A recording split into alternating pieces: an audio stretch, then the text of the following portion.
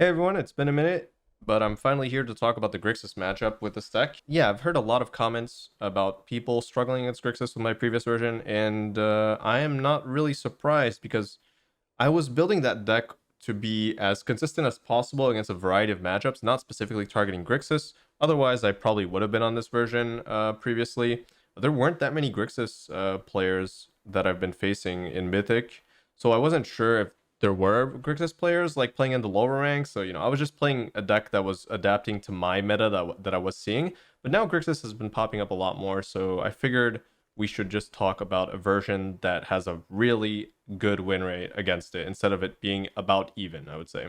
So let's talk about the cards first that I've added, and then we'll talk about strategy.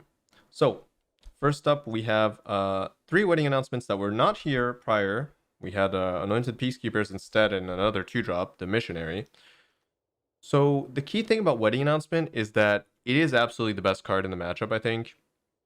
Yeah, I mean, it's the best card you could add to the core deck for that matchup. Because I do think Fable's better, but let's just say in white, this is definitely the best card.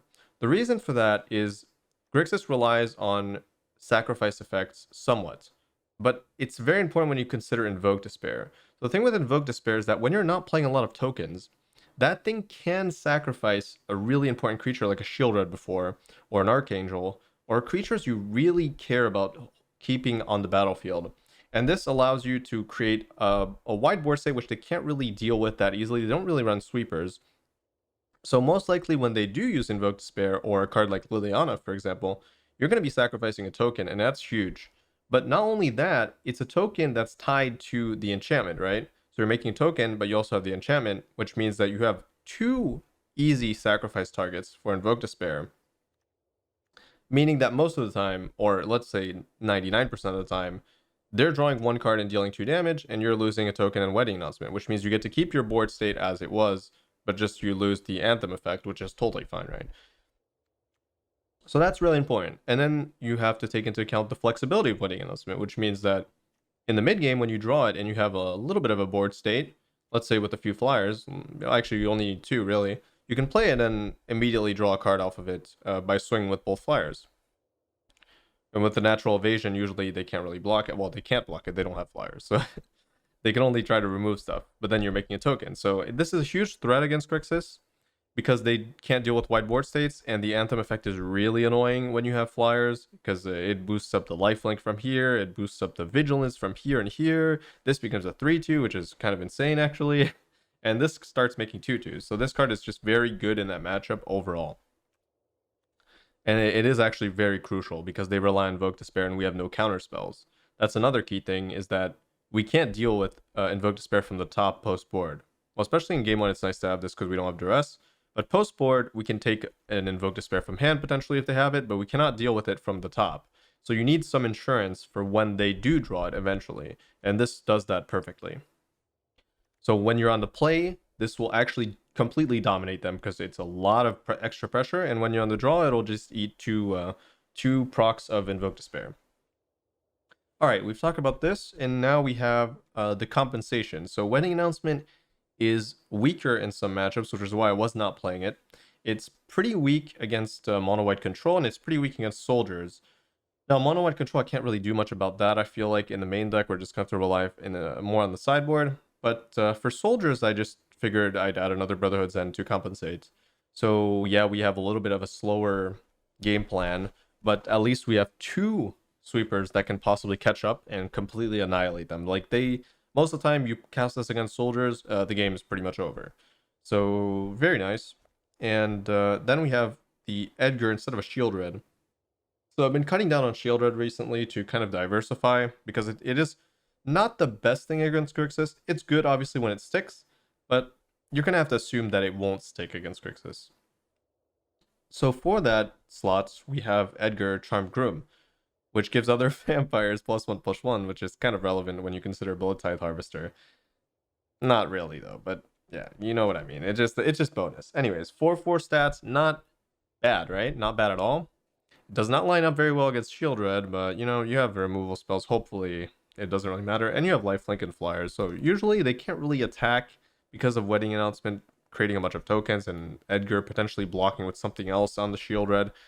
So yeah, the fact that it doesn't line up with shield red that well is not really a problem. The more important thing is that this is another card combined with Witty Announcement that's really good played into Invoke Despair. So when they invoke and you sack this, you're getting the Coffin instead of, so it goes in the graveyard, it comes back as an artifact. At the beginning of your upkeep, you're making a 1/1 lifelink. And then when also it puts a counter on the Coffin, right? So you get a counter each time it procs, and at 3 counters, it goes back to Edgar. So when you go back to Edgar, it also essentially has haste because it's already on the board. It does not have summoning sickness because it's already a permanent on the board. So essentially what you're getting is kind of a Wedding Announcement, but it's also a 4/4. And it makes lifelinking tokens. And those tokens get buffed by Edgar, so when it comes back, you're getting an Anthem effect for those tokens. Pretty good stuff. So that's nice. I think... Oh no, then we have second Sanctuary Warden. So if you've played this deck at all, you should know by now that this card is a nightmare for Grixis and all the black decks with removal spells. Like, this is actually such a nightmare for them to deal with. Because the shield counters are... they can't do anything. They have no flying blockers. They have no way to really ping it down. The only thing they can do is wait for you to remove the shield counters, which you shouldn't do when you have 1 left, and or use 2 removal spells, which is not ideal, or sacrifice effects. But usually that's difficult because you're making 1/1s, and we have Wedding Announcement now, so that board state should be wide enough where this does not get sacked. So this is card advantage, huge flying threat, and we have a lot of reach with the Angels, so this is huge. This has really changed a lot, actually, when combined with the Wedding Announcements in that matchup. I feel like now the matchup is actually really positive for us in game 1 and post-board. All right, let's talk about post-board. So you're bringing in 4 Duress, you're bringing in 2 Hearse, and you're bringing in 1 Bankbuster, I would say. Or, yeah, on the draw, I'd board in 1. On the play, you can probably fit the second one. 1 Hearse, so 2 Hearse, 1 Bankbuster, 1 Soul Transfer. And you're cutting the 3 Giadas, you're cutting the Underdog. You're cutting an Overseer, you're cutting a Brotherhood's End, and you're cutting Shield Red, and that's it, I think, yep. So 3, 1, 2, yep. 1, 2, 3. Oh, actually, there's one more, I think. One more thing we need to cut. So 1 Overseer. Actually, you'd probably cut 2 Overseers. So that's 4, 5, 6, 7, 8, 8. Yep, that's it.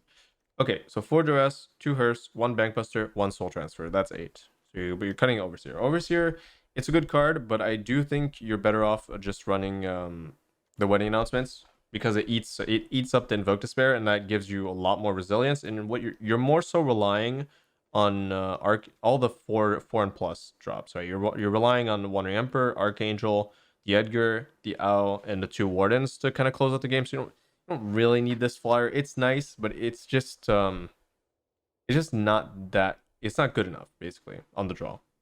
On the play, it's a little different, maybe. You could cut like the Brotherhood's End for an Overseer, but that's whatever you want to do. I feel like if you just board like this every time, you're probably totally fine, honestly. I guess now we can talk about strategy a little bit. So the overall dynamic of this matchup is that Grixis is trying to outcard advantage you. That's their goal. Their goal is to outcard advantage you with their creatures and their big spell and Invoke Despair, right? So they want to use the Corpse Appraisers, and they want to set up a Shield Red, then they want it to stick, or they want a Fable to stick, and then they want Invoke Despair to completely bury you in card advantage. So obviously with the Wedding Announcement, it's a lot easier to manage that card advantage coming from the Invoke, and indirectly coming from the Appraisers as well, because they can't exile this. It's not a creature. So that works already. And then post-board, we've got the Hearse to kind of shut off the Appraisers, or at least force an Abrade. And then we've got another Bankbuster to maybe bait out the Abrade and try to keep up on that card advantage. The Soul Transfer is there to respect the Shield Red, because that's the main way that they're actually going to kill you. The main way they win in the most games that I've lost against Grixis involve Shield Red turn 4, and I have no answer for it. And it sticks for like 5, 6 turns, and then I find an answer, I'm too low, and I died in Invoke Despair. So that's how you lose. So you really have to respect the shield red. You have to respect it, even though you're probably going to end up with more removal than they have copies of shield red. That's not really that much of a problem because that removal can target other things, right? You just want to make sure that you're not dying to shield red sticking. And even if you really want to make sure that you're not dying to shield red, just don't board in the Bankbuster, board in the second soul transfer, and really make sure that they cannot attack you on that angle. And it's a pretty important angle to cover. So your win cons easily is going to be Sanctuary Warden, Owl, and sometimes Edgar, and an Archangel Wrath. So these flyers, at some point, they just run out of removal, and some of the removal being tied to Invoke Despair means that, as I mentioned before, they're going to hit a token. So these are going to live, and these are going to chip in for damage, and eventually they're going to be low enough where you can finish off the game with Archangel, or maybe at some point they run out of removal as well for Fable. The Reflection of Kiki-Jiki starts activating, and then they're in a really bad spot from that point on. So what you're trying to do is control their cards in hand post-board, and develop creatures over and over until they run out of removal. So eventually you're gonna edge out on card advantage. That's the theory, at least, because Archangel like deals with so much on their board, and all your creatures are relatively difficult to kill, and you also have enchantments generating that extra value over and over again, right? Okay, so that's the strategy. On the draw, or was that on the draw? I don't know. Honestly, that is the general strategy. There's not much secret tech, really. As long as you build the deck correctly, it kind of plays itself out, really. As long as you know how to board, that's very important. If you know how to board, that's like you've done half the job already. Then it just plays out normally, and most of the time you're going to edge out. On the draw, it can be difficult, as I've said before, mostly because of shield red. It's the curve of like the most devastating curve would be 2-drop, Fable, Shield Red, Invoke Despair. If these go unchecked, as in you don't have the answers for at least, let's say, half of those, you're going to lose. But honestly, any deck would really lose to that. That's why we have Duress to try to like take the Fable or the Invoke, because once you take part of that, it starts crumbling, and then you can kind of stabilize in the mid game. But we've got good removal for Shield Red. We want to make sure we have that on lock, and that's potentially why you might want to keep the second Brotherhood's End post board on the draw, just to make sure they can't curve out like Harvest or Fable, and then you're stuck like maybe spot removing the Goblin token, which is not great. You'd rather like rip the Brotherhood's End out and completely reset that board. But it is a little bit sketchy because obviously our mana base is not great. Sometimes you can't cast this on 3.